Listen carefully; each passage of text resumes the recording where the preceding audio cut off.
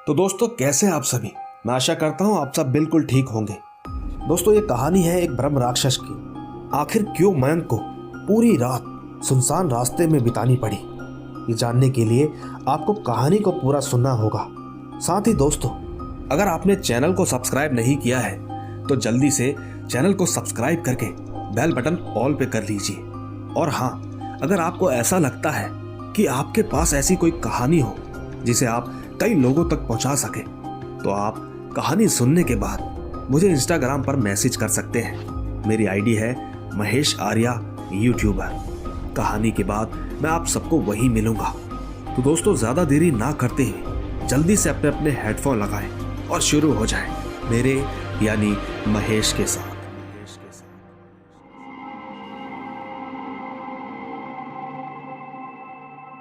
दोस्तों मेरा नाम मयंक है और मैं जाट परिवार का रहने वाला हूँ। ये घटना मेरे साथ आज से करीब 3 साल पहले घटी थी और ये बात उस वक्त की है जब कोरोना से पहले सब कुछ एकदम सामान्य था। दरअसल साल 2018 का वक्त चल रहा था जब मैं अपने गांव के लिए रवाना हुआ। वैसे मैं अपने सामान की खरीदारी करने के बाद वापस घर के लिए लौट रहा था। मकर संक्रांति के उस दिन मैंने सारा सामान खरीद लिया।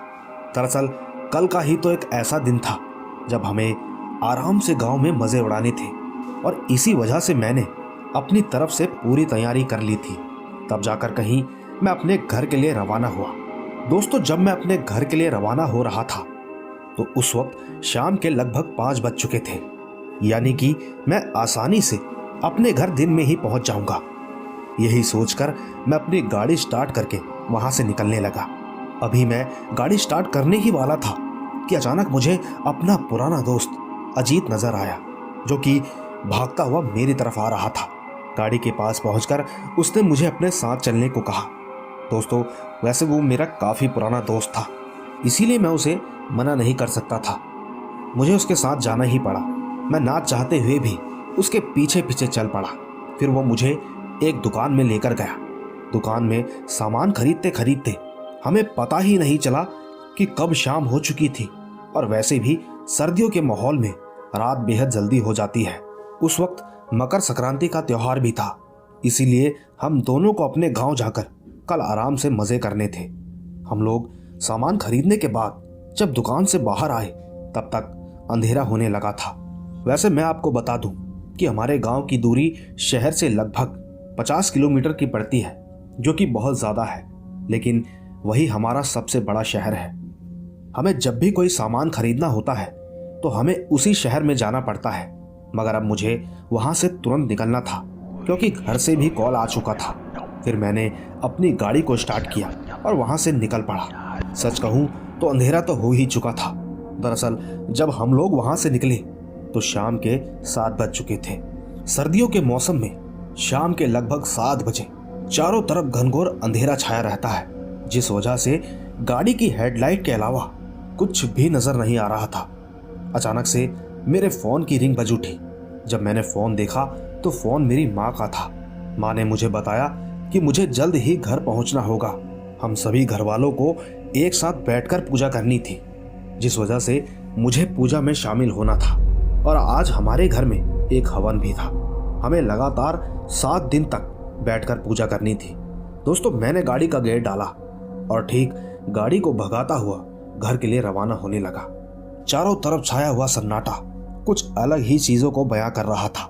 लेकिन जब मुझे ऐसा लगा कि मैं इस रास्ते से बहुत देरी कर दूंगा तो मैं एक अच्छा रास्ता भी जानता था।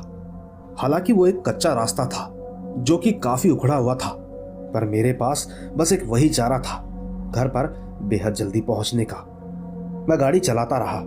अभी भी मेरा दोस्त अजीत मेरे साथ ही बैठा हुआ था।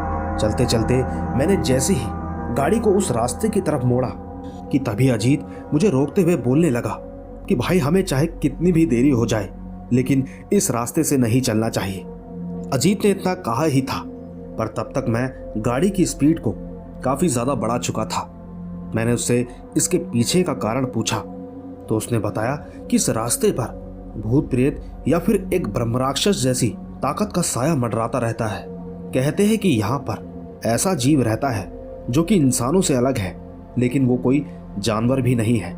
फिर वो ऐसी क्या चीज है जो इस हाईवे पर निवास करती है, ये अब तक रहस्य बना हुआ है। साथ ही लोगों का ये भी कहना है कि उसके सर के ऊपर 2 बड़े बड़े सींग भी हैं और तो और उसके चेहरे पर बेहद ही खतरनाक चीजें दिखाई देती हैं। दोस्तों, मैं उसकी बातों पर कहाँ विश्वास करने वाला था। मैंने भी अपना शहरी रूप दिखाते हुए कहा कि भाई चिंता मत कर, मैं खुद एक ब्रह्म राक्षस हूँ। इतना बोलकर मैं गाड़ी को काफी स्पीड में भगाने लगा। अजीत कुछ देर चुप रहा, फिर थोड़ी देर बाद उसने मुझसे बोला कि आखिर तुम लोग भगवान पे विश्वास करते हो तो इन सब चीजों पर क्यों नहीं। मैंने उसकी इन बातों का उल्टा जवाब देते हुए कहा, अरे यार, भूत प्रेत कुछ नहीं होता, ये बस तुम लोगों के दिमाग का एक वहम है। और हाँ, अगर भगवान नहीं होता तो हम इस दुनिया में कैसे दाखिल होते। दोस्तों, हम दोनों आपस में भूत और भगवान के बीच के टकराव की बातें करते हुए आगे बढ़ रहे थे कि तभी अचानक से मुझे अपनी गाड़ी के ऊपर किसी चीज के पटकने की आवाज सुनाई थी, जिस वजह से मैंने एकदम से अपनी गाड़ी पर जोर से ब्रेक लगाया, क्योंकि मेरी गाड़ी उस वक्त मैंने नई खरीदी थी और मैं कोई नुकसान नहीं सहना चाहता था। तभी मेरे दोस्त ने मुझे एक बार फिर गाड़ी रोकने से साफ मना कर दिया, लेकिन उसके इतना कहने के बावजूद भी मैंने गाड़ी को रोक दिया। मैंने गाड़ी पर ब्रेक लगाया ही था कि अचानक से एक तूफान का झोंका हमारी गाड़ी के अंदर घुस गया। दरअसल वो एक काली मिट्टी से बना हुआ एक बवंडर था, जिसने कि अचानक से मेरी आंखों में मिट्टी को घुसा दिया। मैं अपनी आंखों को मसलते हुए किसी तरह वहां से हिलडुल पाने की कोशिश करने लगा, जिसके कुछ ही देर बाद सब कुछ एकदम सामान्य हो गया। जब मैंने इधर उधर देखा तो पाया कि यहाँ चारों ओर मिट्टी बिखरी हुई थी। गाड़ी पर काली काली मिट्टी के दाग लगे हुए थे, जिस वजह से ये बात तो साफ हो रही थी कि ये कोई तूफान का छोटा मोटा झोंका तो नहीं था, मगर बाद में मुझे ऐसा लगा कि ये सिर्फ एक हवा का झोंका था। उसी वजह से हमारे साथ ऐसा कुछ हुआ था। पर दूसरी तरफ अजीत पूरा पसीने से तरबतर हो चुका था। इसी बीच अचानक से मेरे फोन की रिंग बज उठी। इस बार जब मैंने फोन देखा तो फोन मेरी माँ का ही था। माँ ने बताया कि आज पूजा संपन्न हो चुकी है, क्योंकि पंडित जी ने बताया था कि आज मेरा पूजा में प्रारंभ होना उतना भी जरूरी नहीं था। ये बात सुनकर मुझे एक जबरदस्त सदमा लगा, क्योंकि मैं गलत रास्ते पे जो पड़ गया था। मैंने माँ को बताया कि मैं किस रास्ते में फंस चुका हूँ। ये सुनते ही माँ ने मुझे सतर्कता बरतने को कहा। मुझे तो समझ नहीं आ रहा था कि आखिर इस रास्ते पे ऐसा कौन सा ब्रह्म राक्षस बैठा है जिस वजह से मेरे सारे घर वाले इतने ज्यादा डरे हुए थे। दूसरी तरफ अजीत के तो पसीने छूट रहे थे। इसी बीच मुझे सामने की तरफ कोई जानवर चलता नजर आया। ठीक से देखने पर मैंने पाया कि वो तो एक कुत्ता था। उसे देखकर अजीत पूरा पसीने से तरबतर हो रहा था।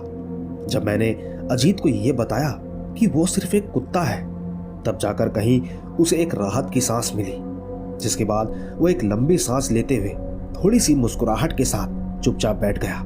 मैं गाड़ी चलाता कि तभी अचानक से मेरी गाड़ी के कांच टूटने की आवाज सुनाई थी। मैंने तुरंत नीचे उतर कर देखा, और जब मैं नीचे उतरा तो मैंने देखा कि मुझे मेरी गाड़ी के सारे कांच बिल्कुल सामान्य लग रहे थे। किसी भी कांच पर कोई खरोच तक नहीं थी। अगर सब कुछ नॉर्मल था तो ये आवाज कैसे सुनाई दी? मैं अभी इसी के बारे में सोच ही रहा था कि तभी मुझे ऐसा लगने लगा कि मेरे सर के ऊपर मक्खियों का कोई झुंड भिनभिना रहा है। जब मैंने ऊपर देखा तो पाया कि वो कोई मक्खियों का झुंड नहीं था, बल्कि 3 चमगादड़ थी, जो कि लगातार मेरे सर के इधर से उधर चक्कर काट रही थी। इसी बीच मुझे किसी के कदम पटकने की आवाज सुनाई देने लगी। वो आवाज काफी तेज गति से मेरी ही तरफ बढ़ रही थी।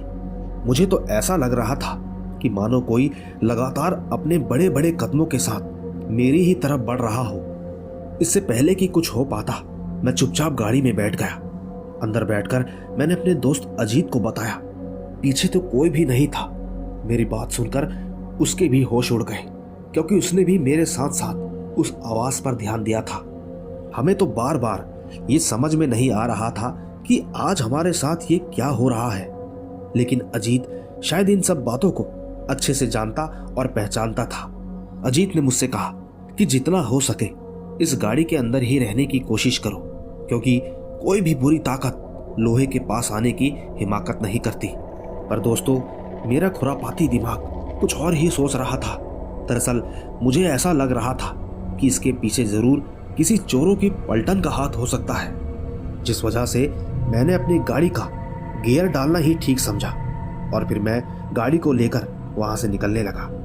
पर यह क्या, गाड़ी का एक्सीलेटर दबाने के बावजूद भी मेरी गाड़ी एक जगह से दूसरी जगह जाने में सफल नहीं हो पाई। पहिए मानो जाम से हो चुके थे। अब ये क्या अनहोनी थी। पर मैं गाड़ी से नीचे उतरना नहीं चाहता था क्योंकि मुझे बड़ी ही गड़बड़ लग रही थी।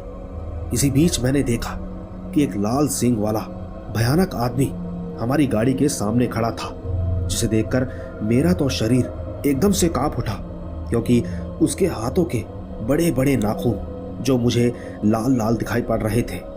दिखने में वो इतना गंदा और भयानक लग रहा था कि मानो अभी अभी किसी इंसान का खून करके यहाँ पर आया हो। थोड़ी ही देर में उसकी दहाड़ने की आवाज के साथ साथ मेरी धड़कन और भी जोर जोर से बढ़ने लगी। ठीक मेरा दोस्त अभी भी गाड़ी के अंदर मानो एक घायल की तरह पड़ा हुआ था, जो कि सिर्फ और सिर्फ मेरा ही मुंह ताकता रह गया। अजीत शायद अब डर और खौफ के माहौल में इस कदर डूब चुका था कि उसके दिमाग ने काम करना ही बंद कर दिया था। अब उसकी आंखें एकदम बंद हो गई थी।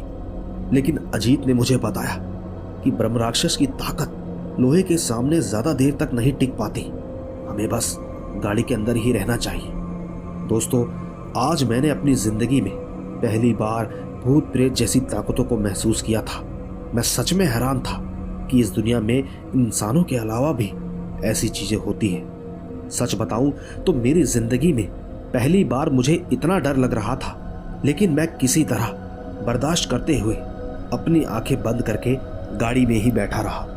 मुझे अचानक याद आया कि मैं फोन करके घर वालों को बता सकता हूँ। मैंने तुरंत घर पर फोन करके हमारे साथ हो रहे इन पूरे हादसे के बारे में बताया। साथ ही मैंने ये भी बोल दिया कि आज की रात हम यहीं पर रुक जाएंगे।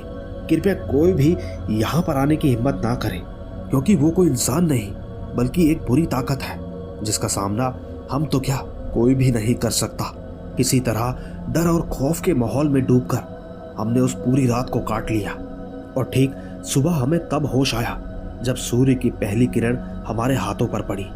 सच कहूं तो उस दिन अजीत की सूझबूझ और उसकी राय की वजह से हमारी जान बच गई। लेकिन जान बचाने के लिए हमने जो किया वो शायद ही कोई कर पाएगा।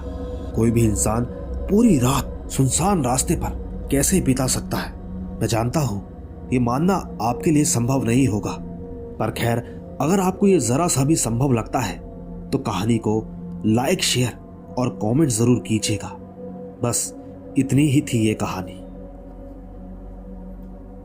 तो दोस्तों, देखा आपने, ये थी मयंक की कहानी। इन्होंने ब्रह्म राक्षस को सामने देखने का दावा किया है। आपको क्या लगता है कि अंधेरे रास्तों में सुनसान जगहों पर ऐसा हो सकता है या नहीं? नीचे कमेंट जरूर कीजिएगा। बाकी मैं आपको जल्द ही मिलूंगा एक लंबी कहानी के साथ। बस तब तक आप अपना और अपने परिवार का ख्याल रखें। चलता हूं, बाय बाय।